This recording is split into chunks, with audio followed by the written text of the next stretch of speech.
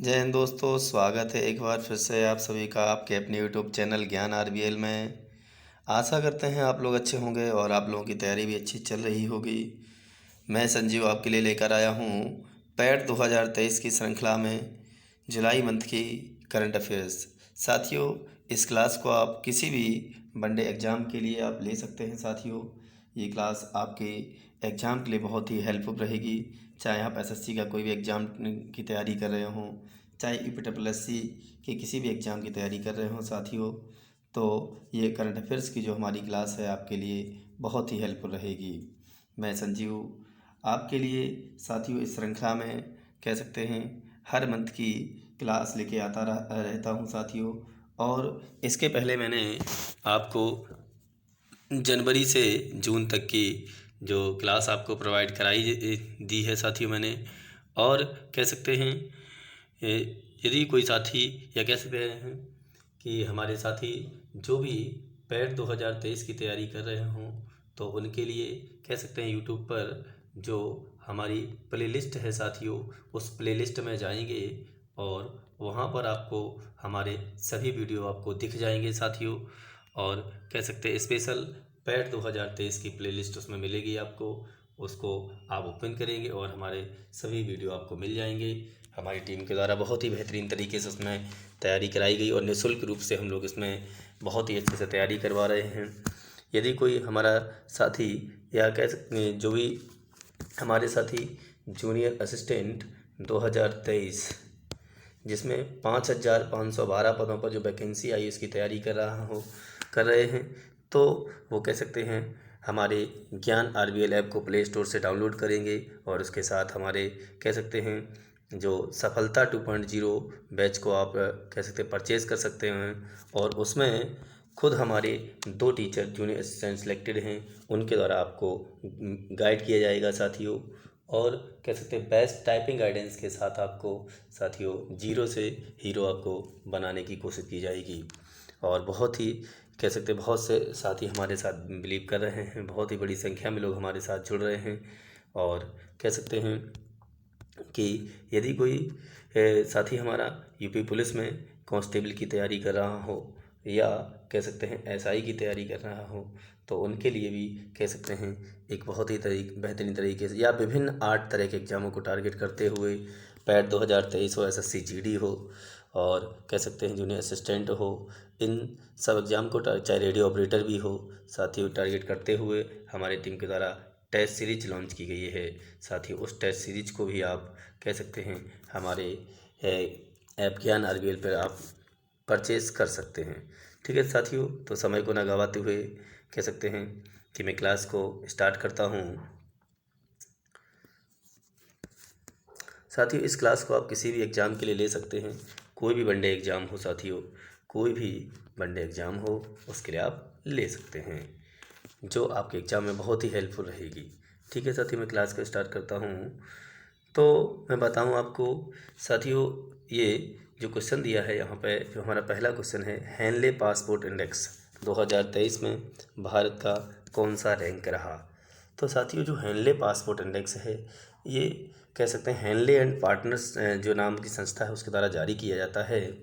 और कह सकते हैं कि इस इंडेक्स में जो हम जुलाई मंथ की कह सकते हैं रिपोर्ट आई हुई है, ये जुलाई मंथ की रिपोर्ट है साथियों। मैं जनवरी की बात नहीं कर रहा हूँ, जुलाई मंथ में। तो इस रिपोर्ट में साथियों हमारे भारत का 80वां स्थान है। तो साथियों कौन सा स्थान है? 80वां स्थान है। और इसी के साथ जो भारत है, भारतीय हैं, वो 57 देशों में वीज़ा मुक्त कह सकते हैं यात्रा कर सकते हैं। तो कह सकते हैं बिना वीज़ा के भारतीय कितने देशों में यात्रा कर सकते हैं? तो 57 देशों में। अब क्वेश्चन ये भी है कि इसमें पहले स्थान पे कौन सा रहा और अंतिम स्थान पे कौन सा रहा, दूसरे स्थान पे कौन सा रहा। तो साथियों इसमें कह सकते हैं पहले स्थान पर जो सिंगापुर रहा है साथियों। अब कह सकते हैं जापान इसमें कहीं नहीं है साथियों, इसमें पहले दूसरे स्थान पर नहीं है साथियों, जबकि पहले जापान पहले नंबर पे आता था। तो कह सकते हैं पहले स्थान पर इसमें हेनले पासपोर्ट इंडेक्स में सिंगापुर रहा है। सिंगापुर याद रखना, सिंगापुर की राजधानी सिंगापुर सिटी है और इसकी मुद्रा सिंगापुरी डॉलर है। नेक्स्ट है, मैं सेकंड स्थान की बात करूं तो सेकंड स्थान पर साथ ये दूसरे स्थान पर जर्मनी, इटली और स्पेन, ये तीन देश जो हैं जर्मनी, इटली और स्पेन, हेनले पासपोर्ट इंडेक्स में दूसरे स्थान पर रहे हैं, जबकि पहले स्थान पर सिंगापुर है। और हमारे भारत का जो स्थान है वो 80वां स्थान है। भारतीय 57 देशों में वीज़ा मुक्त यात्रा कर सकते हैं। तथा ये पूछा जाए कि सबसे खराब प्रदर्शन किसका रहा, अंतिम स्थान पर कौन है, तो अफगानिस्तान है साथियों। तो सबसे खराब प्रदर्शन किसका हो जाएगा, अफगानिस्तान का, याद रखेंगे साथियों। नेक्स्ट जो क्वेश्चन है हमारा वो है 2023 विंबलडन ओपन चैंपियनशिप में पुरुष एकल का खिताब किसने जीता।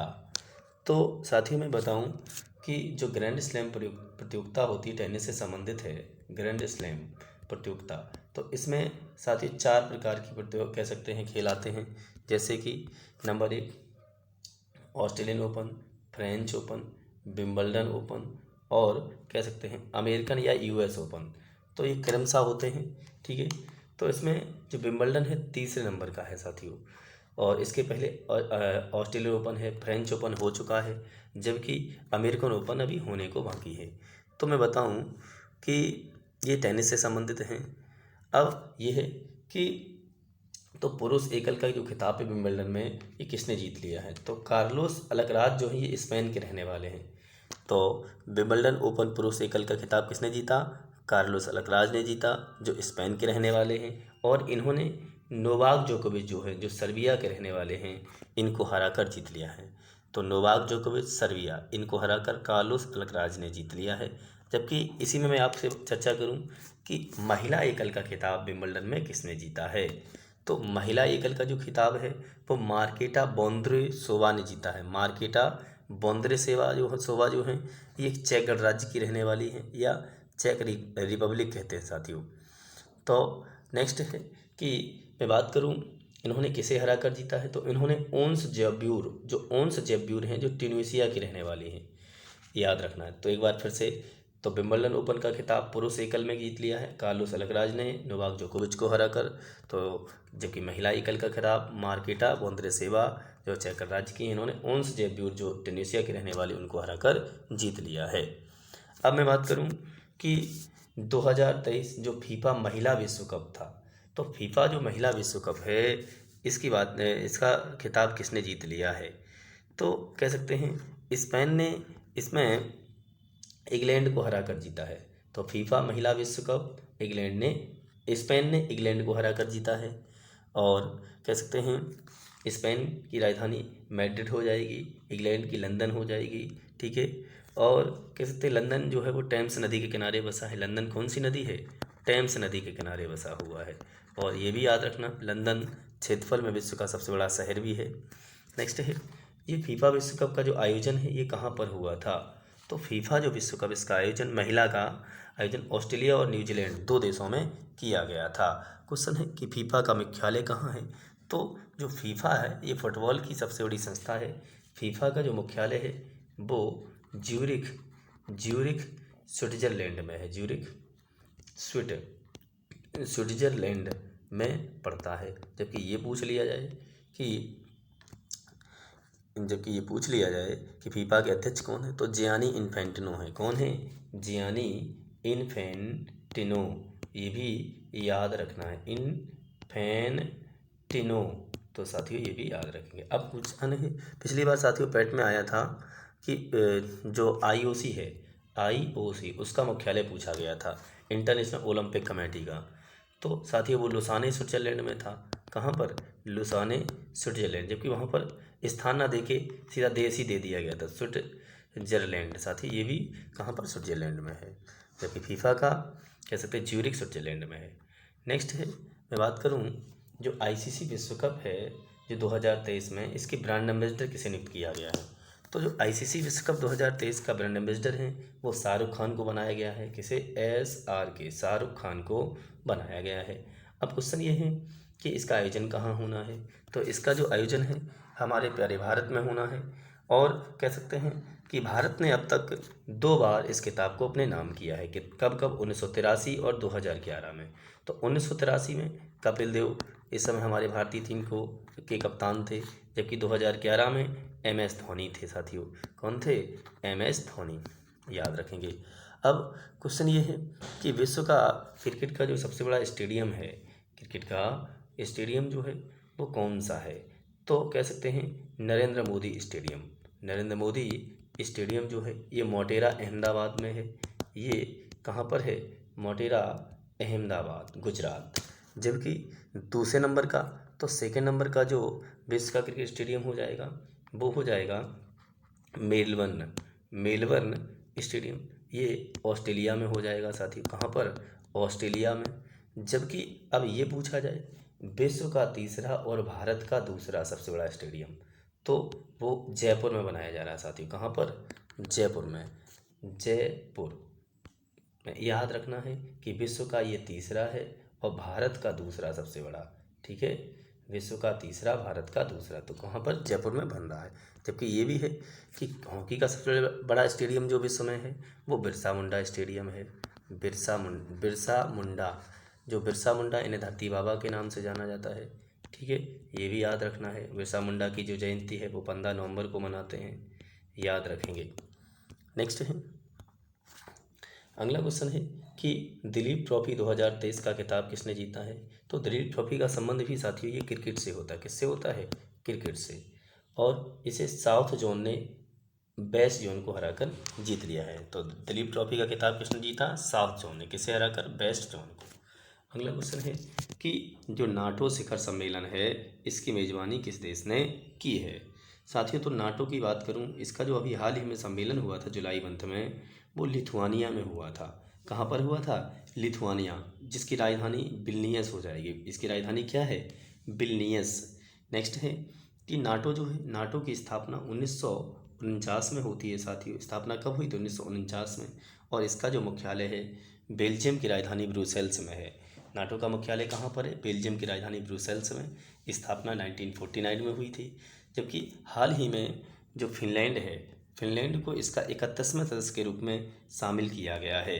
नाटो का मतलब होता है साथियों North Atlantic Treaty Organisation. North Atlantic Treaty Organisation मतलब जो अटलांटिक महासागर है उसके उत्तरी देशों का एक ये सैनिक संगठन है साथियों। तो इसमें वर्तमान में कितने देश शामिल हैं? 31 देश। 31वां कौन सा? फिनलैंड हो जाएगा।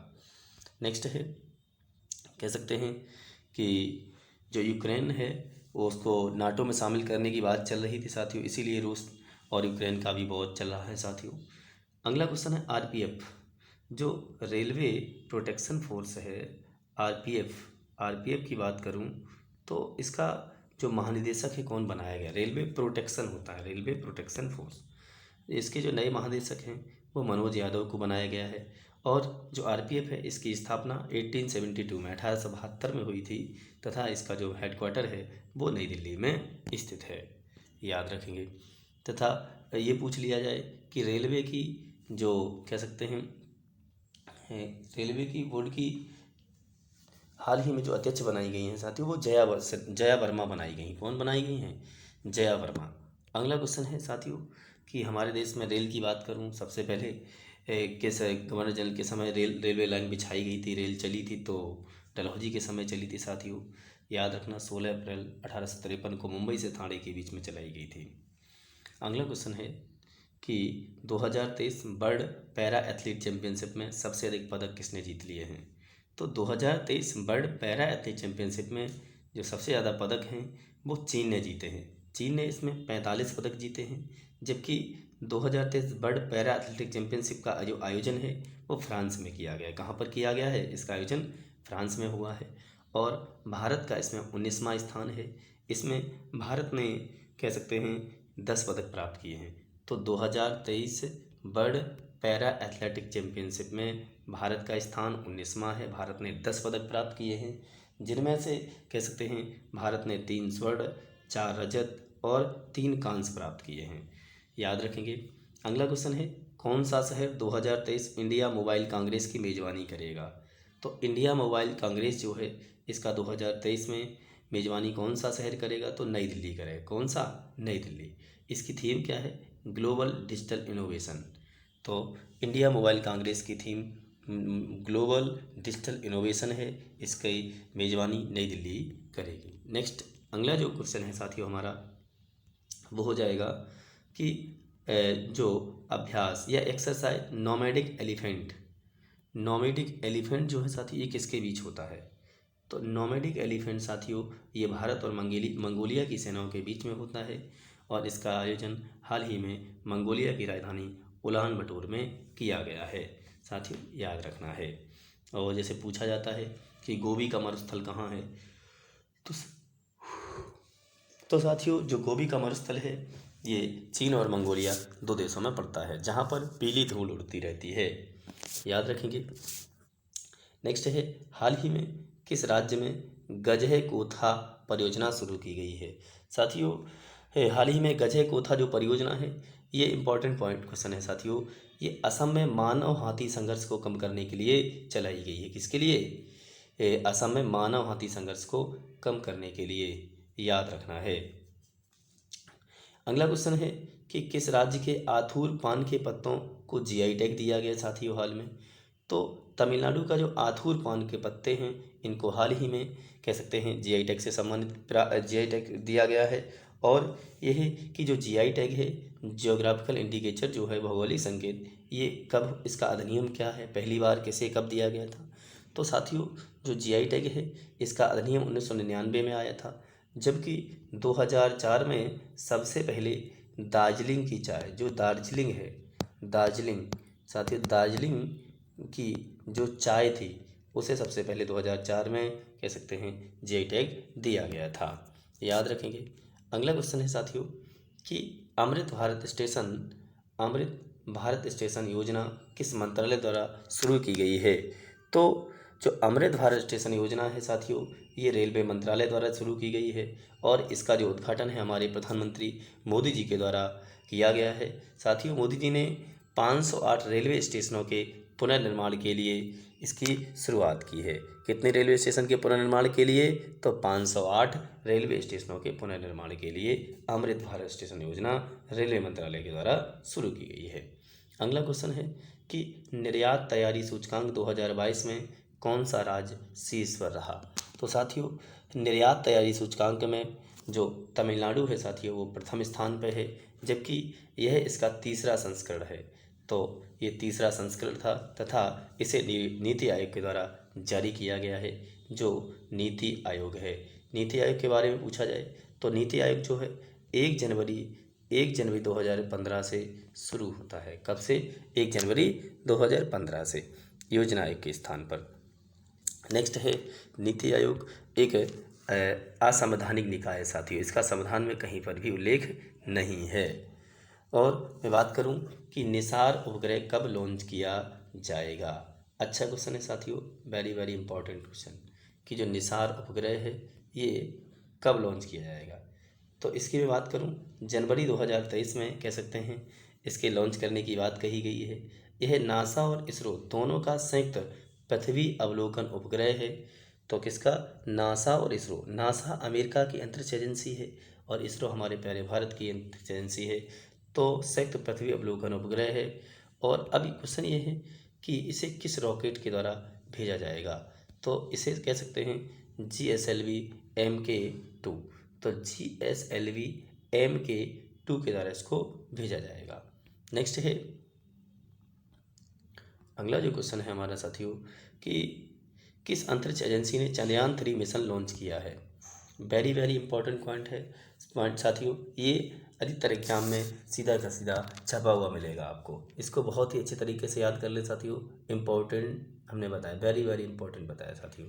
तो चंद्रयान 3 के बारे में इसरो ने 14 जुलाई को रॉकेट LVM-3 कह सकते हैं, जिसको फैट-वाई भी नाम दिया गया है। LVM-3 कह सकते हैं, M4 कह सकते हैं, LVM-3 M4 और इसे फैट-वाई भी कहा गया है, के माध्यम से श्रीहरिकोटा द्वीप में जो स्थित सतीश धवन अंतरिक्ष केंद्र है, सतीश धवन अंतरिक्ष केंद्र से ऋतु करिधाल के नेतृत्व में, साथियों ये क्वेश्चन इंपॉर्टेंट है, ऋतु करिधाल के नेतृत्व में किया। और इसके लैंडर का नाम विक्रम है, इसका रोवर जो है वो प्रज्ञान है। तो लैंडर का नाम क्या है? विक्रम है और रोवर का नाम कह सकते हैं प्रज्ञान रखा गया है साथियों। याद रखेंगे। फिर एक बार चंद्रयान जो 3 है कि एजेंसी के द्वारा लॉन्च किया गया, तो इसरो के द्वारा। कब? 14 जुलाई को। इसके रॉकेट का नाम LVM-3, जिसे फैटबॉय भी नाम दिया गया है, और श्रीहरिकोटा स्थित सतीश धवन अंतरिक्ष केंद्र से किसके नेतृत्व में? रितु करिधाल के नेतृत्व में। इम्पोर्टेंट। नेक्स्ट है हाल ही में राष्ट्रीय सिकल सेल एनीमिया मिशन किसने लॉन्च किया? तो साथियों, जो राष्ट्रीय सिकल सेल एनीमिया मिशन है, ये हमारे प्रधानमंत्री मोदी जी के द्वारा मध्य प्रदेश के शहडोल जिले में लॉन्च किया गया है। और भारत का जो सिकल सेल एनीमिया को मुक्त करने का जो लक्ष्य है वो 2047 है साथियों। कितना, कब है? 2047। वेरी वेरी इंपॉर्टेंट क्वेश्चन है साथियों। नेक्स्ट है तीसरे विश्व हिंदू जो सम्मेलन का आयोजन किस शहर में किया जाएगा? तो थाईलैंड की राजधानी बैंकॉक में किया जाएगा। थाईलैंड की राजधानी क्या है? बैंकॉक है। इसकी मुद्रा क्या है? तो थाईलैंड की मुद्रा बहेत है। क्या है? बहेत मुद्रा है। नेक्स्ट है किस मंत्रालय ने प्रदर्शन ग्रेडिंग सूचकांक 2.0 रिपोर्ट जारी की है? तो कौन सा मंत्रालय हो जाएगा? तो जिसने प्रदर्शन ग्रेडिंग सूचकांक 2.0 रिपोर्ट जारी की है? शिक्षा मंत्रालय। और इसका जो सर्वश्रेष्ठ प्रदर्शन है इसमें पंजाब का के द्वारा किया गया है। किसमें? प्रदर्शन ग्रेडिंग सूचकांक में। अगला क्वेश्चन है किस देश ने FIH hockey federation of international hockey कहते हैं, हॉकी प्रो लीग का खिताब जीत लिया है? तो कह सकते हैं नीदरलैंड ने, कह सकते हैं इंग्लैंड को हराकर ये खिताब जीत लिया है। अब क्वेश्चन है FIH हॉकी प्रो लीग जो है, इसका खिताब तो हमने बता दिया कि नीदरलैंड ने इंग्लैंड यूनाइटेड किंगडम को हराकर जीता है। अब यह है कि सबसे अच्छा प्रदर्शन किसने किया? तो भारतीय हरमनप्रीत सिंह जो हैं, हरमनप्रीत सिंह, जिन्होंने 18 गोल्स किए हैं इसमें, इसीलिए ये क्वेश्चन इंपॉर्टेंट बन गया है साथियों, याद रखेंगे। तो अगला क्वेश्चन ये था कौन सा कि FIH हॉकी प्रो लीग का खिताब किसने जीता? नीदरलैंड ने UK को हराकर। लेकिन सबसे अच्छा प्रदर्शन इसमें हरमनप्रीत सिंह जो भारतीय, जिन्होंने 18 गोल्स किए हैं। अगला है किस कंपनी ने भारत का नैविक, कह सकते हैं आधारित नेविगेशन सिस्टम लॉन्च किया है?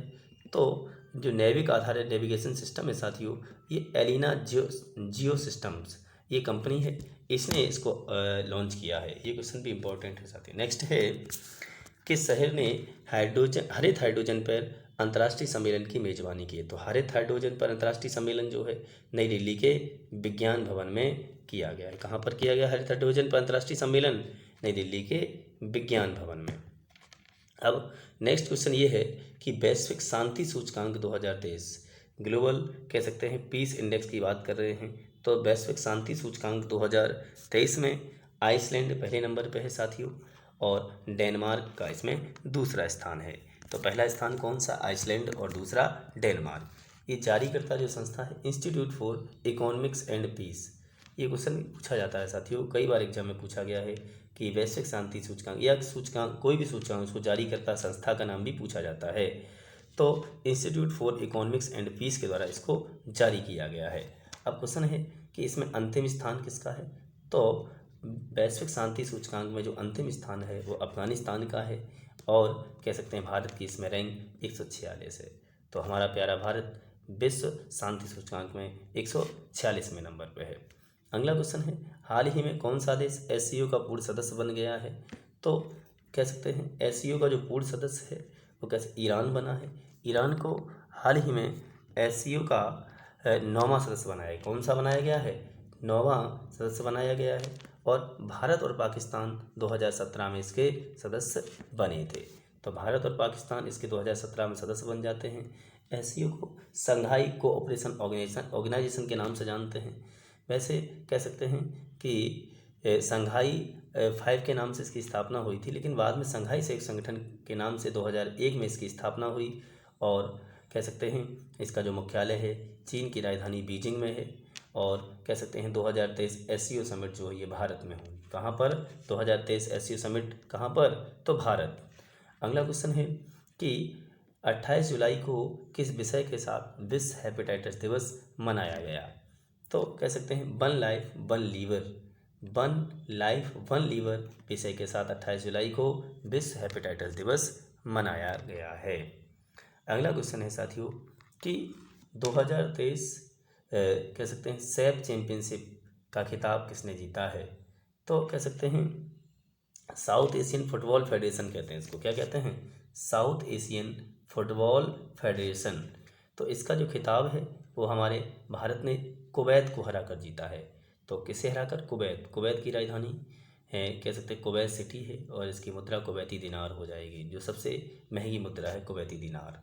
नेक्स्ट है, अब क्वेश्चन ये है कि सैफ चैंपियनशिप जीत तो हमारे भारत ने ली कुवैत को हराकर, लेकिन इसका आयोजन कहाँ किया गया था, तो इसका आयोजन भी भारत में हुआ है, और इसमें सर्वश्रेष्ठ जो स्कोर है सुनील छेत्री ने किया है, जिसमें इन्होंने 5 गोल्स किए थे, कितने, 5 गोल्स। और इसमें सैफ चैंपियनशिप में सर्वश्रेष्ठ खिलाड़ी का जो पुरस्कार है वो सुनील छेत्री को दिया गया है। किसे दिया गया सर्वश्रेष्ठ खिलाड़ी का पुरस्कार, सुनील छेत्री को, क्योंकि इन्होंने सर्वश्रेष्ठ स्कोर बनाया जिसमें इन्होंने 5 गोल्स किए हैं। इसका आयोजन इस चैंपियनशिप का भारत में हुआ है। भारत ने कुवैत को हराकर सैफ चैंपियनशिप 2023 का खिताब जीत लिया है। सैफ का मतलब होता है साउथ एशियन फुटबॉल फेडरेशन, याद रखना है। अगला क्वेश्चन, ये भी लिखा भी है साथ ही, साउथ कह सकते हैं एशियन फुटबॉल फेडरेशन। अगला क्वेश्चन है कि FAO, साथियों Food and Agriculture Organisation, Food and Agriculture Organisation जो है 1945 में जब इसकी स्थापना हुई थी, रोम में इसका हेडक्वार्टर है साथियों। तो कह सकते हैं FAO के जो नए महानिदेशक हैं वो कौन बनाए गए हैं, तो इसके जो नए महानिदेशक हैं साथियों, क्यू डोंग्यू को बनाया गया। किन्हें बनाया गया है, क्यू डोंग्यू। जो क्यू डोंग्यू हैं ये चीन के रहने वाले हैं। फूड एंड एग्रीकल्चर ऑर्गेनाइजेशन कहते हैं, खाद्य एवं कृषि संगठन के नाम से जानते हैं इसको। तो इसकी स्थापना 16 अक्टूबर 1945 को हुई थी। इसका हेडक्वार्टर रोम इटली में है। तो FAO का हेडक्वार्टर कहाँ है, रोम इटली। इसके जो महानिदेशक कौन हैं, क्यू डोंग्यू, चीन के रहने वाले हैं। अगला क्वेश्चन है कि ऊर्जा संक्रमण सूचकांक 2023 में भारत का स्थान क्या रहा। तो ऊर्जा संक्रमण सूचकांक 2023 में जो हमारा भारत है वो 67 नंबर पे है, और इसमें जो पहला स्थान है वो स्वीडन का है। ऊर्जा संक्रमण सूचकांक 67 तथा पहले स्थान पर स्वीडन रहा है। और क्वेश्चन ये है, इसे किस संस्था के द्वारा जारी किया गया है, तो जारी करता वर्ल्ड इकोनॉमिक फोरम, WEF, विश्व आर्थिक मंच जिसे कहते हैं, उसके द्वारा इसको जारी किया गया है। अब अगला पॉइंट है कि हाल ही में पहली हाइड्रोजन से चलने वाली ट्रेन किस राज्य में चलाई जाए, भारत की पहली हाइड्रोजन से चलने वाली ट्रेन किस राज्य में चलाई जाएगी। तो हमारे भारत में हाइड्रोजन से चलने वाली जो पहली ट्रेन है वो हरियाणा के सोनीपत में चलाई जाएगी। कहाँ पर, हरियाणा के सोनीपत में दिसंबर 2023 में चलाए जाने की उम्मीद है। जबकि मैं पूछ लूँ कि विश्व में सबसे पहली जो हाइड्रोजन से चलने वाली ट्रेन कहाँ चलाएगी, एशिया में सबसे पहले हाइड्रोजन से चलने वाली ट्रेन कहाँ पर चलाएगी, तो विश्व में सबसे पहले जर्मनी में चली थी, और एशिया में सबसे पहले चीन में चली थी हाइड्रोजन से चलने वाली ट्रेन। अगला क्वेश्चन है कि किस राज्य सरकार ने मुख्यमंत्री खेत सुरक्षा योजना शुरू की। तो मुख्यमंत्री खेत सुरक्षा योजना ये जो है ये कह सकते हैं उत्तर प्रदेश में आवारा पशुओं से सुरक्षा के लिए हमारी उत्तर प्रदेश सरकार के द्वारा चलाया गया है, याद रखना है।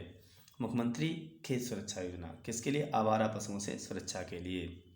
अगला क्वेश्चन है, न्यायमूर्ति आलोक आराधे ने किस राज्य के मुख्य न्यायाधीश के रूप में शपथ ली है, किस राज्य के मुख्य न्यायाधीश के रूप में शपथ ली। आलोक आराधे जो हैं ये तेलंगाना हाई कोर्ट के मुख्य न्यायाधीश बन गए हैं। तेलंगाना का जो हाई कोर्ट है वो कह सकते हैं हैदराबाद हाई कोर्ट हो जाएगा। वर्तमान में हमारे भारत में 25 हाई कोर्ट हैं। कितने हैं, 25 हाई कोर्ट हैं। और कह सकते हैं जो 25वां हाई कोर्ट है वो अमरावती हाई कोर्ट है, जो आंध्र प्रदेश का हाई कोर्ट है, याद रखना है। जबकि भारत का जो पहला हाई कोर्ट है वो 1861 के अधिनियम के तहत 1862 में लॉर्ड कह सकते हैं कैनिंग के समय भारत में कोलकाता, बॉम्बे और मद्रास, ये 3 हाई कोर्ट बने थे, जिसमें पहला high court Kolkata high court है, फिर बॉम्बे, फिर मद्रास, याद रखेंगे। जबकि वर्तमान में 25 हाई कोर्ट हैं। हाई कोर्ट के जो मुख्य न्यायाधीश हैं उनकी, या हाई कोर्ट के कोई भी न्यायाधीश हो, उनकी जो उम्र है वो 62 वर्ष होती है। जबकि सुप्रीम कोर्ट की बात करूं तो सुप्रीम कोर्ट के 65 वर्ष तक होते हैं, याद रखेंगे। तो आलोक आराधे किस राज्य के मुख्य न्यायाधीश बने हैं, तेलंगाना के बने हैं। अब क्वेश्चन है कि 2 जून 2014 को तेलंगाना का गठन किया गया था, तब से वहाँ के CM जो मुख्यमंत्री हैं KCR हैं। KCR मतलब वहाँ के मुख्यमंत्री के चंद्रशेखर राव साथियों, और यहाँ की राजधानी हैदराबाद है, जबकि वर्तमान में भारत में 25 हाई कोर्ट हैं। अगला क्वेश्चन है, अमेरिकी नौसेना का नेतृत्व करने वाली पहली महिला कौन बनी है? तो अमेरिकी नौसेना का नेतृत्व करने वाली जो पहली महिला हैं वो लिसा फ्रेंचेटी हैं। कौन है? लिसा फ्रेंचेटी जो हैं ये पहली महिला बन गई हैं यूएस नेवी का नेतृत्व करने वाली। अगला क्वेश्चन है, अंतर्राष्ट्रीय क्रिकेट में 5वें सबसे ज़्यादा रन बनाने वाले खिलाड़ी कौन बने हैं? तो अंतर्राष्ट्रीय क्रिकेट में 5वें नंबर के सबसे ज़्यादा रन बनाने वाले जो खिलाड़ी हैं वो विराट कोहली बन गए हैं, जबकि सबसे ज़्यादा रन जो है अंतर्राष्ट्रीय क्रिकेट में वो सचिन तेंदुलकर जी के हैं। साथियों, सचिन को सबसे कम उम्र में भारत रत्न से भी सम्मानित किया गया है। इन्हें कह सकते हैं, सचिन को कह सकते हैं कि कला के क्षेत्र में एकमात्र भारतीय जिन्हें भारत रत्न से सम्मानित किया गया था। 2014 में इनको कह सकते हैं इस पुरस्कार से सम्मानित भी किया गया है। अगला क्वेश्चन है, किस राज्य सरकार ने सशक्त महिला ऋण योजना को शुरू किया है? तो हिमाचल प्रदेश ने महिलाओं के आर्थिक विकास के लिए, हिमाचल प्रदेश ने महिलाओं के आर्थिक विकास के लिए यहाँ के सीएम कौन हैं? तो यहाँ के सीएम सुखविंदर सिंह सुक्खू हैं। कौन है? सुखविंदर सिंह सुक्खू हैं, ये कांग्रेस से सीएम है साथियों, याद रखना है।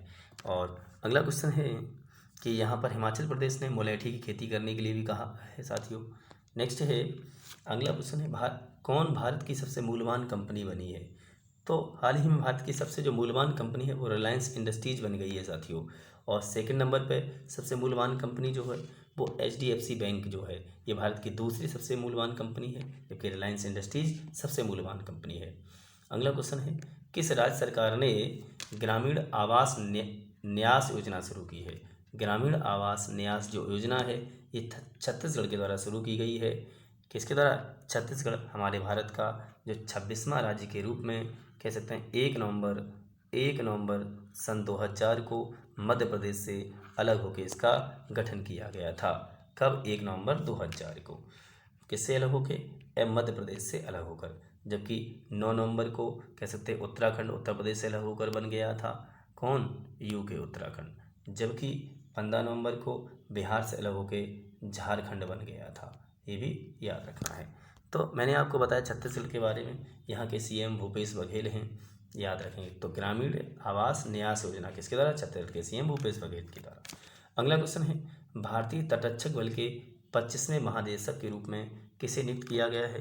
तो मैं बात करूं इंडियन कोस्ट गार्ड भारतीय तटरक्षक बल, इसके जो 25वें महानिदेशक हैं वो राकेश पाल को बनाया गया है। किसे बनाया गया? राकेश पाल। अगला क्वेश्चन है कि जो इंडियन कोस्ट गार्ड है इसकी जो स्थापना कब हुई थी, या कोस्ट गार्ड दिवस कब मनाते हैं, या भारतीय तटरक्षक बल दिवस 1 फरवरी को मनाते हैं, क्योंकि 1 फरवरी 1970 को इसकी स्थापना हुई थी। यह हमारे भारत में नेवी का सहायक दल है साथियों।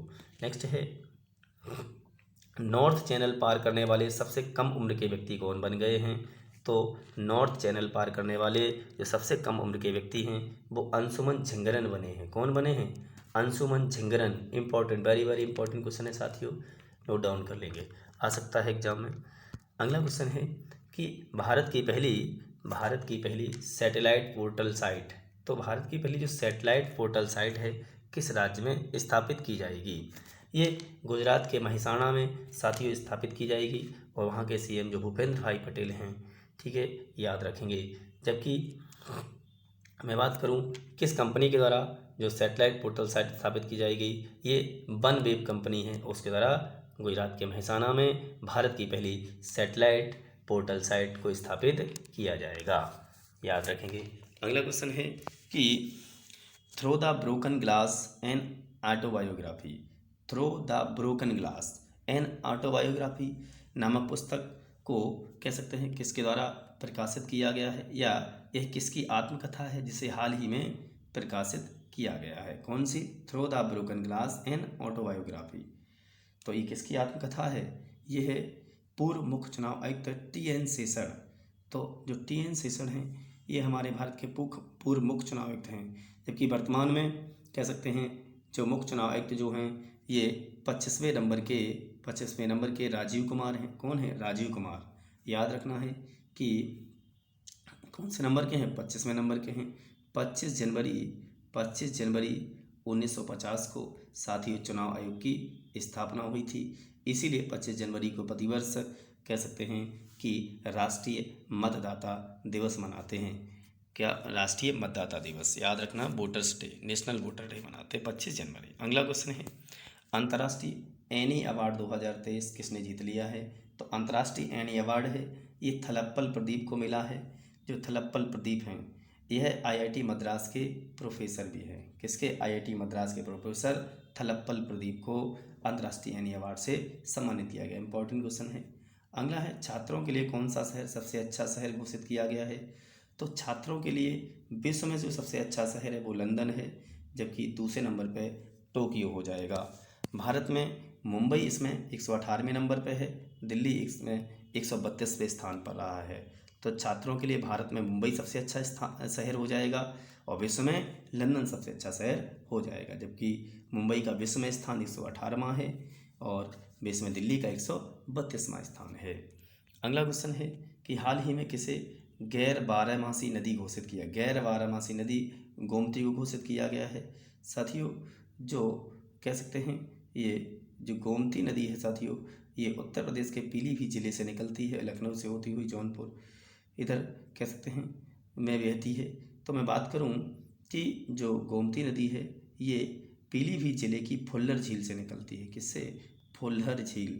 और ये भी पूछा जाता है कि निम्न में से कौन सी नदी मैदानी भाग से निकलती? तो उत्तर प्रदेश में जो गोमती नदी है ये मैदानी भाग से निकलने वाली नदी है, याद रखेंगे। हमारे उत्तर प्रदेश की राजधानी लखनऊ है, जौनपुर हुआ, ठीक है, ये सब जो शहर हैं गोमती नदी किनारे बसे हुए हैं। तो गोमती पीलीभीत जिले की फुल्लर झील से निकलती है, लखनऊ जौनपुर इसी के किनारे बसे हुए हैं। अगला क्वेश्चन है, जिसे गैर बारहमासी नदी घोषित किया वो कौन सी हो जाएगी? गोमती नदी। इंडिया गठबंधन में कितने राजनीतिक दल शामिल हैं? तो साथियों जो इंडिया गठबंधन है इसमें 26 राजनीतिक दल शामिल हैं। कितने? 26 याद रख। और कह सकते हैं कि इसका पूरा नाम क्या है? तो ये कुछ कह सकते हैं, इसकी फुल फॉर्म याद रखना साथियों आ सकता है Indian national developmental inclusive alliance. Indian national developmental inclusive alliance, ये कह सकते हैं साथियों ये कांग्रेस और उसके जो घटक दल हैं उनका गठबंधन है, जिसे इंडिया नाम दिया गया है, जिसे 17-18 जुलाई की 2023 की बैठक में इसको नामित किया गया। जबकि जो बीजेपी है, बीजेपी इसका जो गठबंधन है उसे एनडीए के नाम से जाना जाता है। एनडीए, ये बीजेपी और उसके जो गठबंधन घटक पार्टियां हैं उनका जो गठबंधन है नेशनल डेमोक्रेटिक अलायंस के नाम से जानते हैं। एनडीए ये बीजेपी का गठबंधन है, जबकि इंडिया ये कांग्रेस का गठबंधन। 26 राजनीतिक दल इसमें शामिल है, याद रखेंगे। अगला क्वेश्चन, हाल ही में चाचिन चराई महोत्सव, जो चाचिन चराई महोत्सव है ये अरुणाचल प्रदेश के तवांग क्षेत्र में बुमला दर्रे के पास मनाया गया है। तो कहाँ पर? अरुणाचल प्रदेश के तवांग क्षेत्र में बुमला दर्रे के पास, याद रखना कौन? चाचिन चराई महोत्सव। अरुणाचल प्रदेश की राजधानी साथियों ईटानगर है, यहाँ के सीएम पेमा खांडू हैं। अगला क्वेश्चन है, भारत ने 2023 एशियाई एथलेटिक चैंपियनशिप में कितने पदक जीत लिए हैं? तो एशियाई एथलेटिक चैंपियनशिप 2023 में भारत ने 27 पदक जीते हैं। कितने? 27। और इसका जो मेज़बान देश है वो थाईलैंड है। जो थाईलैंड है में एशियाई एथलेटिक चैंपियनशिप का आयोजन किया गया और कह सकते हैं इसमें भारत ने 27 पदक जीते थे, जिसमें 6 स्वर्ण, 12 रजत और 9 कांस्य पदक रहे। भारत तीसरे स्थान पर रहा, जबकि जापान एशियाई एथलेटिक चैंपियनशिप में पहले स्थान पर रहा है। तो इस प्रतियोगिता में भारत कौन से नंबर पर रहा है? तीसरे नंबर पे। भारत ने कितने पदक जीते? 27 पदक जीते। इसका आयोजन कहाँ हुआ? थाईलैंड की राजधानी बैंकॉक में हुआ। और कह सकते हैं इसमें पहले स्थान पर कौन रहा? तो जापान रहा है। अगला क्वेश्चन है, ओमान चांडी किस राज्य के सीएम थे जिनका हाल ही में निधन हो गया? तो ओमान चांडी जो हैं ये केरला के सीएम रह चुके हैं साथियों, जिनका हाल ही में निधन हो गया है। अब क्वेश्चन है, वर्तमान में केरल के सीएम कौन है? तो वर्तमान में पिनरई विजयन हैं और यहाँ के राज्यपाल आरिफ मोहम्मद खान हैं। कौन है? आरिफ मोहम्मद खान।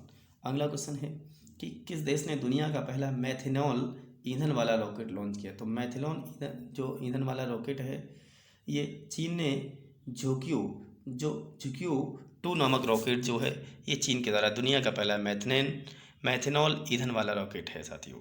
अगला क्वेश्चन है, भारत के बाहर आईआईटी दिल्ली का पहला परिसर किस शहर में स्थापित किया जाएगा। वेरी वेरी इंपॉर्टेंट क्वेश्चन साथियों, याद रखना है। तो भारत के बाद आईआईटी दिल्ली की बात कर रहे हैं हम।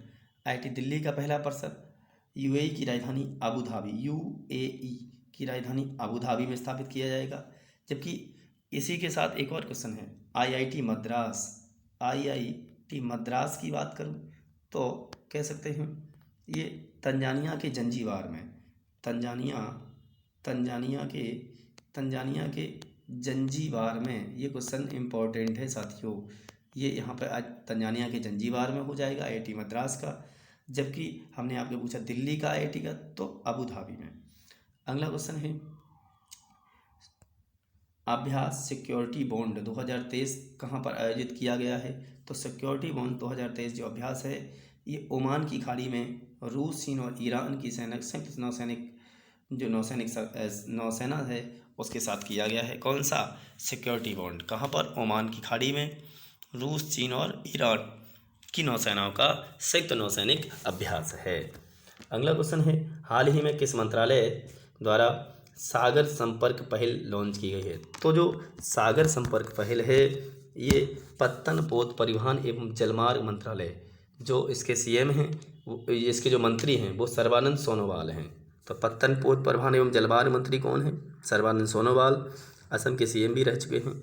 अगला है, यह नेविगेशन से संबंधित है। कौन, तो क्वेश्चन आ जाए इसकी सागर संपर्क पहल का संबंध किससे है, नेविगेशन से संबंधित है।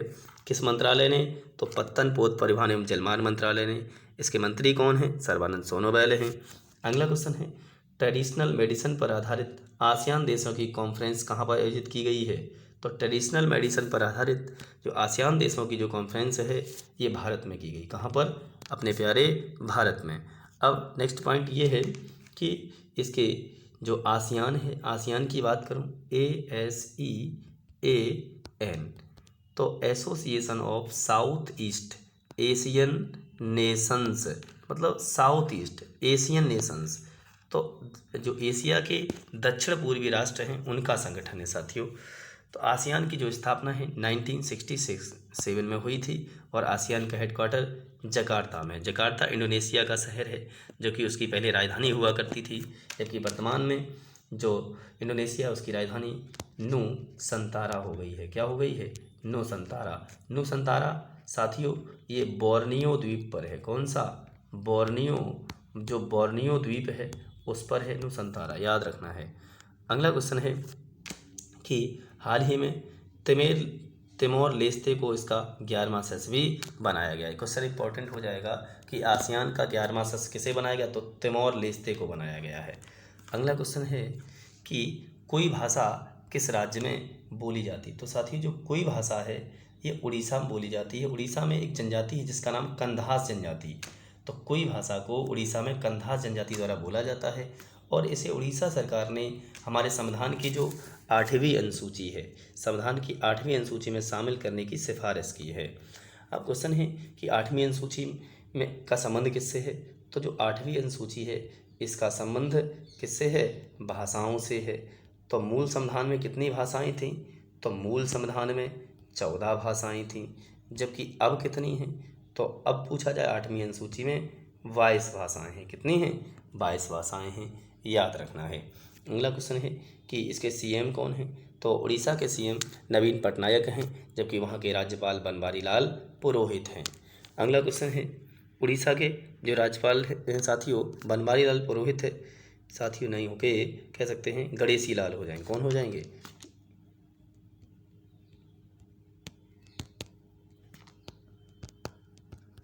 याद रखना है। नेक्स्ट अगला क्वेश्चन है कि मैं बात करूं वैश्विक बहुआयामी गरीबी सूचकांक, वैश्विक बहुआयामी जो गरीबी सूचकांक है 2023 किसके द्वारा जारी किया गया है। तो कह सकते हैं कि UNDP एवं Oxford poverty and human development. तो वैश्विक बहुआयामी जो गरीबी सूचकांक है ये यूनाइटेड नेशन डेवलपमेंट प्रोग्राम कह सकते हैं तथा Oxford poverty and human development जो संस्था हैं इन दोनों के द्वारा एक साथ जारी किया गया है। अब क्वेश्चन ये है कि इसके अनुसार विश्व में 1.1 बिलियन व्यक्ति गरीबी से पीड़ित है। कितने? 1.1 बिलियन व्यक्ति गरीबी से पीड़ित हैं। और भारत में 203 मिलियन, मतलब भारत में कितने हैं? 203 मिलियन हैं। जबकि कुछ इसकी ये भी रिपोर्ट बताती है कि 2005-06 से 2019-21 के दौरान के बीच 415 मिलियन भारतीय गरीबी से बाहर निकले हैं। तो 2005-06 से 2019-21 के दौरान कह सकते हैं कितने भारतीय? 415 मिलियन भारतीय गरीबी से बाहर निकले हैं। अब क्वेश्चन है, इसके 3 आधार हैं। किसके? वैश्विक बहुआयामी गरीबी सूचकांक के। इसके आधार कितने हैं? 3 हैं। स्वास्थ्य हो जाएगा, शिक्षा हो जाएगा, और रहने का जो स्तर है, रहने का स्तर कहें, स्वास्थ्य और शिक्षा, इसके 3 स्तर हैं। तो क्वेश्चन है कि वैश्विक बहुआयामी गरीबी सूचकांक को यूएनडीपी और Oxford poverty and human development संस्था द्वारा जारी किया गया है। इसके अनुसार विश्व में 1.1 बिलियन व्यक्ति गरीबी से पीड़ित हैं, तथा भारत में 230 मिलियन हैं। अगला क्वेश्चन है, ग्लोबल फायर पावर इंडेक्स में भारत कौन से स्थान पर रहा है? तो इसमें भारत कह सकते हैं 4थे स्थान पर रहा है। और कह सकते हैं इसमें अमेरिका पहले पे, दूसरे पे रूस हो जाएगा, तीसरे पे चाइना हो जाएगा। नेक्स्ट अगला क्वेश्चन है, भारत के पहले क्षेत्रीय एआई न्यूज एंकर का नाम क्या है? ये क्वेश्चन इंपॉर्टेंट है, याद रखना साथियों भी। तो भारत के पहले क्षेत्रीय एआई न्यूज एंकर, एआई मतलब आर्टिफिशियल इंटेलिजेंस पर आधारित, कृत्रिम बुद्धिमत्ता पर आधारित न्यूज एंकर का जो नाम पहला क्षेत्रीय न्यूज एंकर है वो ईसा टीवी ने लॉन्च किया है। उसका नाम लीसा रखा गया, LISA, लीसा, याद रखना। अगला क्वेश्चन है, 34वां अंतर्राष्ट्रीय जीव विज्ञान ओलंपियाड किस देश ने जीत लिया है? तो 34वां अंतर्राष्ट्रीय जीव विज्ञान ओलंपियाड है, ये भारत ने जीता है। और इसका जो इसीलिए इम्पोर्टेंट तथा इसका जो आयोजन है UAE में किया गया था। कहाँ पर? यूनाइटेड अरब अमीरात या संयुक्त अरब अमीरात में किया गया, जिसकी राजधानी अबू धाबी हो जाएगी। साथियों, जो अगला क्वेश्चन है वो है, एडगर्स रिकेविक्स किस देश के राष्ट्रपति बने हैं? तो एडगर्स रिकेविक्स जो हैं ये लाटविया के राष्ट्रपति बनाए गए हैं। लाटविया की राजधानी रीगा हो जाएगी। क्या हो जाएगी? रीगा। तो एडगर्स रिकेविक्स कहाँ के बने राष्ट्रपति? लाटविया, यहाँ की राजधानी रीगा है। अगला क्वेश्चन है, भारत ने किस देश के साथ ऑपरेशन स्वार्ड किया है? तो ऑपरेशन स्वार्ड जो भारत और कह सकते हैं अमेरिका के बीच किया गया। किसके इसी बीच हुआ? भारत और अमेरिका के बीच में। अगला क्वेश्चन है, हाल ही में भारतीय वैज्ञानिकों ने कहाँ पर विशाल गुरुत्वाकर्षण क्षेत्र की खोज की है? तो विशाल जो गुरुत्वाकर्षण क्षेत्र है इसकी जो खोज है वो हिंद महासागर में हमारे वैज्ञानिकों ने की है। और कौन से वैज्ञानिक? तो IISc बंगलुरु के वैज्ञानिक जो हैं, Indian institute of science Bengaluru के वैज्ञानिकों ने कह सकते हैं विशाल गुरुत्वाकर्षण क्षेत्र की खोज कहाँ पर की है? तो हिंद महासागर में की है। अगला क्वेश्चन है, कलर्स ऑफ डिवोशन पुस्तक के लेखक कौन हैं? तो कलर्स ऑफ डिवोशन ये जो पुस्तक है साथियों अनीता भारत साहा के द्वारा लिखी, अनीता भारत साहा। अगला क्वेश्चन है कि RBI के नए कार्यकारी निदेशक कौन बने हैं? तो RBI की मैं बात करूं, इसके जो नए कार्यकारी निदेशक हैं वो P वसुदेवन को बनाया। किसे बनाया गया है? P वसुदेवन नए कार्यकारी निदेशक हैं। अब क्वेश्चन है, जो हम RBI है इसकी स्थापना 1 अप्रैल 1935 को 5 करोड़ धनराशि लगाकर की जाती है। कितनी? 5 करोड़ धनराशि। इसके लिए अधिनियम कब आया था? तो 1934 का अधिनियम था, RBI अधिनियम। और कह सकते हैं इसके तहत 1 अप्रैल 1935 को 5 करोड़ धनराशि लगा के इसकी स्थापना हुई। और स्थापना के समय जो इसका हेडक्वार्टर था वो कोलकाता था, लेकिन इसका जो हेडक्वार्टर है 1937 में मुंबई लाया गया साथियों। तो 1937 से मुंबई में है। जबकि मैं बात करूं, इसका जो राष्ट्रीयकरण है 1 जनवरी 1949 को हुआ था। ठीक है साथियों, तो 1 अप्रैल 1935 में स्थापना हुई, मुंबई में हेडक्वार्टर है। राष्ट्रीयकरण का मतलब होता है जब भी किसी संस्था का राष्ट्रीयकरण हो जाता है तो वह सरकार के कब्जे में आ जाती है, इसका मतलब होता है राष्ट्रीयकरण। ठीक है, तो 1 जनवरी 1949 को RBI का राष्ट्रीयकरण हुआ। जबकि वर्तमान में जो शक्तिकांत दास हैं ये RBI के 25वें गवर्नर हैं। कौन से नंबर के? 25वें गवर्नर हैं, याद रखना है। और इन्हें हाल ही में कह सकते हैं शक्तिकांत दास को हाल ही में सर्वश्रेष्ठ बैंकर का अवार्ड भी दिया गया। इंपॉर्टेंट क्वेश्चन है साथियों। नेक्स्ट है, भारत ने किस देश के साथ साल्वेक्स एक्सरसाइज आयोजित किया है? तो जो साल्वेक्स एक्सरसाइज है ये अमेरिका के साथ हुआ है। इसका जो आयोजन है वो कोच्चि में किया गया है। तो ऑपरेशन स्वॉर्ड भी अमेरिका के साथ हुआ था और साल्वेक्स भी अमेरिका के साथ हुआ। इसका आयोजन कहाँ पर हुआ है? कोच्चि में किया गया है। अगला क्वेश्चन है, कौन सा शहरी निकाय ईपीआर क्रेडिट प्राप्त करने वाला देश का पहला शहरी निकाय बना है। तो कह सकते हैं जो इंदौर है ये पहला शहरी निकाय बन गया है जिसने कह सकते हैं ईपीआर क्रेडिट प्राप्त किया है। तो यह भारत का सबसे स्वच्छ शहर भी है साथियों, लगातार 6 वर्षों से, ये भी याद रखना है। अगला क्वेश्चन है, भारत का पहला सहकारी संचालित भारत का पहला सहकारी संचालित सैनिक स्कूल किस राज्य में बनाया जाएगा? अगला अच्छा क्वेश्चन है साथियों। तो सहकारी संचालित सैनिक स्कूल ये गुजरात के मेहसाना में बनाया जाएगा।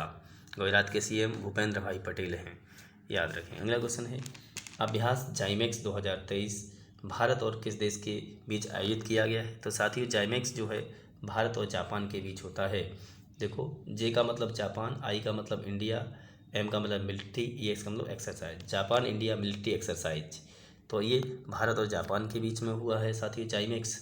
ये 7वां संस्करण था इसका। कौन सा संस्करण था? 7वां था। और इसका जो आयोजन है वो विशाखापट्टनम में हुआ है। विशाखापट्टनम अब आंध्र प्रदेश की राजधानी है। किसकी? आंध्र प्रदेश की राजधानी हो जाएगी। नेक्स्ट है, अगला क्वेश्चन है, और भारत जापान के बीच में धर्म गार्जियन अभ्यास भी होता है साथियों। अगला क्वेश्चन है, विश्व निवेश रिपोर्ट 2023 किसके द्वारा लॉन्च की गई है? तो जो विश्व निवेश रिपोर्ट है ये अंकटाड के द्वारा जारी की। किसके द्वारा? अंकटाड। क्वेश्चन पूछा जाता है साथियों। अगला क्वेश्चन है कि भारतीय क्रिकेट में पुरुष चयन समिति के जो अध्यक्ष हैं वो कौन बने हैं? तो अजीत अगरकर को पुरुष चयन समिति का अध्यक्ष बनाया गया है। तो मैं बात करूं बीसीसीआई की स्थापना जो है, ये बीसीसीआई की जो स्थापना 1928 में हुई थी। कब हुई थी? 1928 में, जिसका हेडक्वार्टर मुंबई के वानखेड़े स्टेडियम में है। बीसीसीआई का हेडक्वार्टर कहाँ है? मुंबई के वानखेड़े स्टेडियम में। और बीसीसीआई के जो वर्तमान में अध्यक्ष हैं वो रोजर बिन्नी हो जाएंगे। कौन हो जाएंगे? रोजर बिन्नी। अगला है, ब्रिटेन ने एलिफेंट फैमिली एनवायरनमेंट अवार्ड किसे प्रदान किया? एलिफेंट फैमिली एनवायरनमेंट अवार्ड से भारतीय फिल्म निर्देशक कार्तिकी गोसाल्विस को सम्मानित किया है। तो कार्तिकी गोसाल्विस इंपॉर्टेंट है साथी, ये भारतीय फिल्म निर्देशक हैं। इनकी जो फिल्म है द एलिफेंट विस्पर्स के लिए इन्हें सम्मानित किया। किसके लिए? द एलिफेंट विस्पर्स के लिए। इन्हें हाल ही में बेस्ट डॉक्यूमेंट्री जो शॉर्ट फिल्म है का भी अवार्ड दिया गया। जो कौन सी? द एलिफेंट विस्पर्स मूवी है, इसे हाल ही में बेस्ट शॉर्ट डॉक्यूमेंट्री फिल्म का ऑस्कर अवार्ड भी दिया गया है। अगला क्वेश्चन, उसी फिल्म के डायरेक्टर हैं कार्तिकी गोसाल्विस। भारत की पहली पुलिस ड्रोन यूनिट किस शहर में लॉन्च की जाएगी? तो पहली पुलिस ड्रोन जो यूनिट है वो चेन्नई में कह सकते हैं लॉन्च की जाएगी। कहाँ पर? तमिलनाडु के चेन्नई में। अगला क्वेश्चन है, भारत का पहला स्वदेशी रूप से विकसित 700 मेगावाट का परमाणु शक्ति रिएक्टर किस राज्य में शुरू होगा? तो 700 मेगावाट का जो परमाणु शक्ति रिएक्टर है ये गुजरात के काकरापारा में होगा। कहाँ पर होगा? काकरापारा, गुजरात में। अगला क्वेश्चन है साथियों कि पेन पिंटर अवार्ड 2023 से किसे सम्मानित किया गया है? तो जो पेन पिंटर अवार्ड 2023 है इसे माइकल रोजेन जो हैं इन्हें कह सकते हैं सम्मानित किया गया है। जो माइकल रोजेन हैं ये ब्रिटेन से संबंधित हैं। किससे संबंधित हैं? ब्रिटेन से। इनका संबंध ऊर्जा से, जो ये सब अवार्ड है इसका संबंध किससे होता है? ऊर्जा से होता है। PEN Pinter award 2023 Michael Rosen. Important है। कौन सा राज्य भारत में इलेक्ट्रॉनिक का शीर्ष निर्यातक बन गया है? तो इलेक्ट्रॉनिक का जो शीर्ष निर्यातक है वो तमिलनाडु बन गया है। इंपॉर्टेंट फैक्ट हो जाएगा साथ ही। नेक्स्ट है, सबसे बड़ा हवाई अभ्यास तरंग शक्ति। तो सबसे बड़ा जो हवाई अभ्यास तरंग शक्ति है किस देश में आयोजित किया जाएगा? तो कह सकते हैं साथियों ये अपने प्यारे भारत में आयोजित किया जाएगा।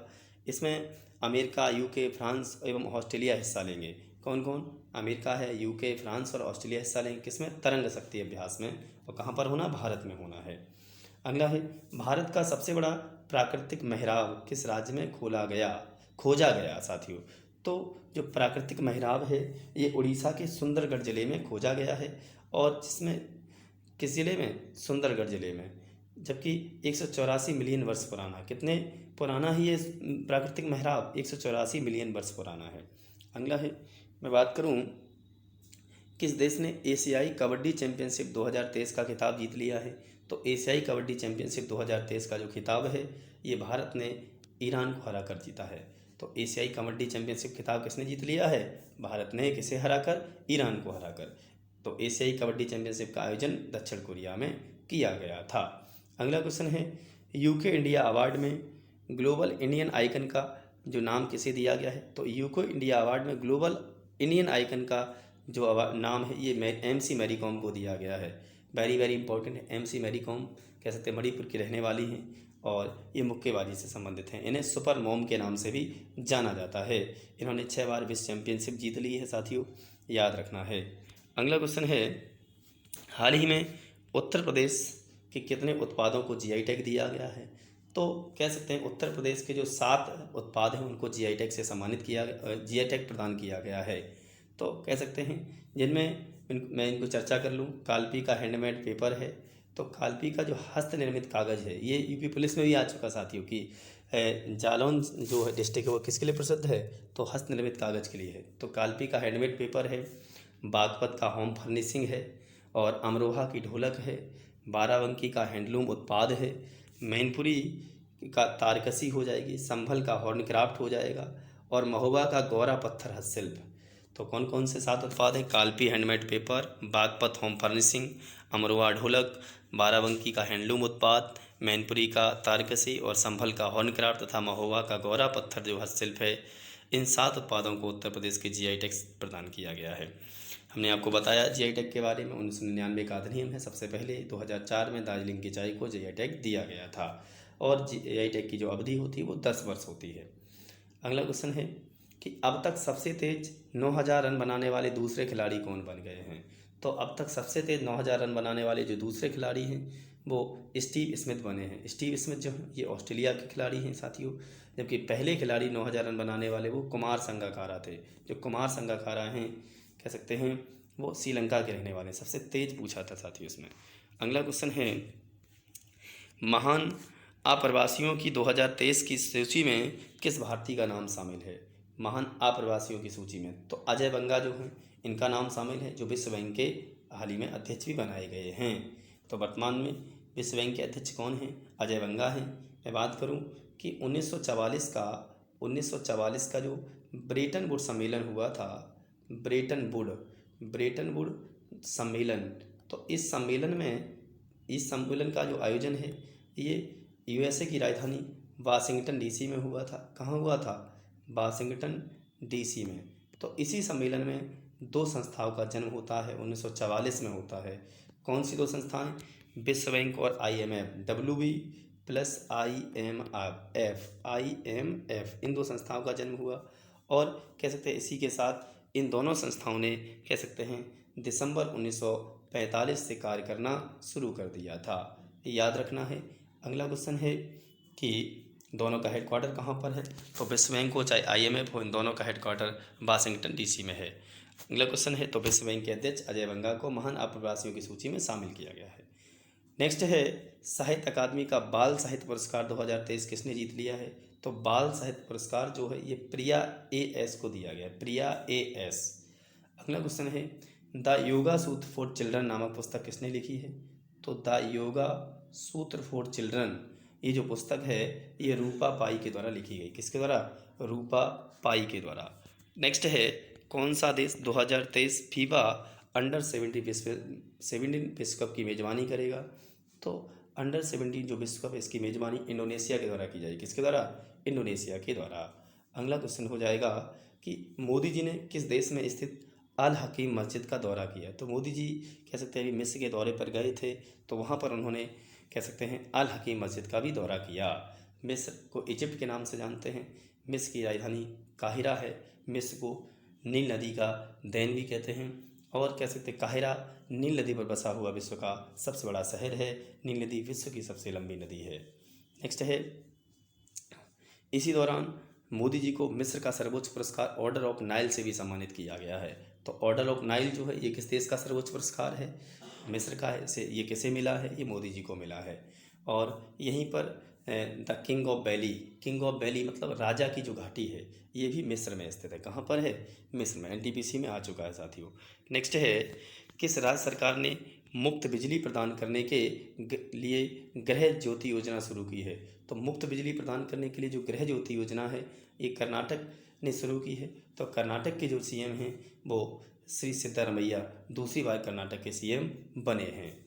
नेक्स्ट है, कोल इंडिया के नए चेयरमैन एवं कार्यकारी निदेशक किसे बनाया गया है? तो कोल इंडिया जो लिमिटेड है साथियों, इसके कैसे नए चेयरमैन एवं कार्यकारी निदेशक PM प्रसाद को बनाया गया। किसे बनाया गया है? PM प्रसाद। अब क्वेश्चन है कि वर्तमान में कितनी महारत्न कंपनियां हैं? तो वर्तमान में 13 महारत्न कंपनियां हैं एवं 14 नवरत्न कंपनियां हैं। तो 13वीं जो महारत्न कंपनी है वो कौन सी? OIL हो जाएगी, जबकि 14वीं नवरत्न कंपनी तो ONGC विदेश लिमिटेड। तो ONGC विदेश लिमिटेड ये कहेंगे, ये बन गई 14वीं नवरत्न, जबकि कह सकते हैं महारत्न कंपनी 13वीं, तो कह सकते हैं वो OIL को बनाया गया है। अगला है कह सकते हैं PFC भी बनी थी, REF भी बन गई है। REF कह सकते हैं 12वीं महारत्न कंपनी थी, रूरल इलेक्ट्रिफिकेशन कॉर्पोरेशन जिसे कहते हैं। नेक्स्ट है बास्केटबॉल फेडरेशन ऑफ इंडिया के नए अध्यक्ष कौन बने हैं? तो बास्केटबॉल फेडरेशन ऑफ इंडिया के जो नए अध्यक्ष हैं वो आधव अर्जुन को बनाया गया, आधव अर्जुन। तो आधव अर्जुन कौन है? बास्केटबॉल फेडरेशन ऑफ इंडिया के नए अध्यक्ष हैं। अगला क्वेश्चन हो जाएगा एशियाई ओलंपिक परिषद के जो नए अध्यक्ष हैं, एशियाई ओलंपिक परिषद के जो नए अध्यक्ष हैं वो कौन बने हैं? वो तलाल फैद अल अहमद अल सबा। तो तलाल फैद अल अहमद अल सबा एशियाई ओलंपिक परिषद के अध्यक्ष बना दिए गए हैं। ये कुवैत के रहने वाले, कहाँ के रहने वाले हैं? कुवैत के रहने वाले हैं। कुवैत की राजधानी कुवैत सिटी हो जाएगा। नेक्स्ट है केरल हाईकोर्ट के नए मुख्य न्यायाधीश। तो केरला हाईकोर्ट के जो नए मुख्य न्यायाधीश हैं वो आशीष जितेंद्र देसाई नाम है इनका। क्या नाम है? आशीष जितेंद्र देसाई, कोच्चि हाईकोर्ट।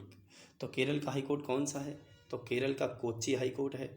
और जो लक्षद्वीप है साथियों, लक्षद्वीप, ये लक्षद्वीप जो है ये भी कोच्चि या केरल हाईकोर्ट के अंतर्गत आता है। लेकिन मैं अंडमान निकोबार की बात करूं तो अंडमान निकोबार कोलकाता हाईकोर्ट के अंतर्गत आता है। कोलकाता हाईकोर्ट की खंडपीठ पोर्ट ब्लेयर में स्थित है। नेक्स्ट है golden peacock environment award management award 2023 किसे मिला? तो गोल्डन पीकॉक एनवायरनमेंट मैनेजमेंट जो अवार्ड है ये अडानी ट्रांसमिशन लिमिटेड को दिया गया है। किसे मिला है? Adani transmission limited. ठीक है साथियों, जो अगला क्वेश्चन रहेगा हमारा वो हो जाएगा, पुस्तक है Maya Modi Azad, Maya Modi Azad Dalit politics in the time of Hindutva. तो Maya Modi Azad Dalit politics in the time of Hindutva किसके द्वारा लिखी गई है? ये सुधा पाई एवं सज्जन कुमार, सुधा पाई एवं सज्जन कुमार इन दो लोगों के द्वारा इसको लिखा गया है। साथियों, जो अगला क्वेश्चन है, किस देश के प्रधानमंत्री ने 101 वर्षीय सिख बुजुर्ग को पॉइंट्स ऑफ लाइट पुरस्कार से सम्मानित किया है? तो कह सकते हैं पॉइंट्स ऑफ लाइट पुरस्कार किसे मिला है? तो ब्रिटेन के प्रधानमंत्री ने ऋषि सुनक ने इसे सम्मानित किया है पॉइंट ऑफ लाइट पुरस्कार से। ऋषि सुनक वहाँ के प्रधानमंत्री हैं। अगला है लुसाने डायमंड लीग 2023 का खिताब किसने जीत लिया है? तो कह सकते हैं हमारे गोल्डन बॉय नीरज चोपड़ा के द्वारा लुसाने डायमंड लीग 2023 को खिताब जीत लिया गया है। ठीक है साथियों, तो हमारी कह सकते हैं जो करंट अफेयर्स की श्रृंखला में जुलाई 2023 की जो क्लास है यहीं पे फिनिश होती है साथियों। और इसी के साथ मैं अगली क्लास को आपके समझ चलाऊँगा। और जो भी हमारे साथी हमारे साथ तैयारी कर रहे हैं तो वो लोग बहुत ही कह सकते हैं अच्छे तरीके से लगे रहें। या जो भी साथी किसी भी एग्ज़ाम में यदि आपको कोई समस्या आती है तो हमारी टीम से आप संपर्क कर सकते हैं। और कह सकते हैं कि इसी के साथ मैं अपनी क्लास को यहीं पे विराम करता हूँ। जय हिंद, जय भारत।